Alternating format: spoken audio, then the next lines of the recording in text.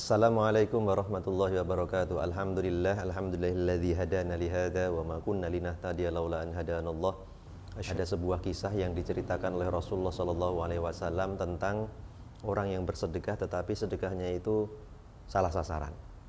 Jadi ada seseorang yang dia berniat bahwa sedekahnya ini adalah sedekah yang hanya disaksikan oleh Allah Subhanahu wa taala. Karena sedekah yang sir, yang rahasia, yang hanya Allah yang tahu dan dia sembunyikan dari makhluknya, maka itu akan memadamkan murka Allah Subhanahu wa taala. Akhirnya suatu malam seseorang tersebut membawa hartanya kemudian mencari orang yang dianggap pantas menerima sedekahnya. Nah, akhirnya uang itu ditaruh di sebuah rumah yang dianggap miskin. Nah, tetapi keesokan harinya tersiar kabar bahwa seorang pencuri itu menerima sedekah itu, sedekah rahasia tersebut, yang akhirnya menghebohkan warga sekitar. Dan sang pesedekah akhirnya ya agak menyesal. Ya, kenapa? Karena salah sasaran ternyata.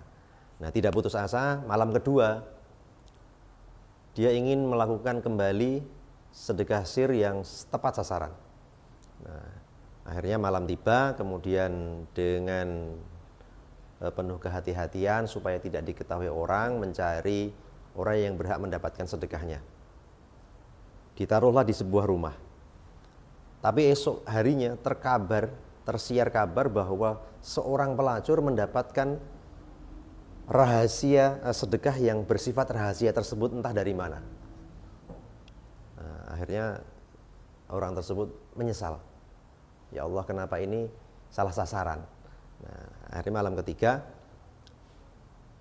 dia ingin melakukan sedekah rahasia tersebut, kemudian mencari rumah yang dianggapnya tidak mampu, kemudian ditaruh di depan rumah. Dia tinggal pergi, dan keesokan harinya tersiar kabar bahwa ada seorang kaya yang mendapatkan uang secara cuma-cuma, sedekah secara cuma-cuma.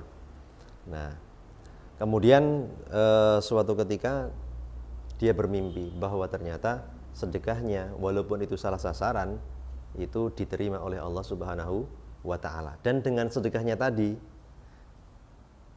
ternyata membuat ketiga orang yang salah sasaran tadi itu menjadi berubah 100%.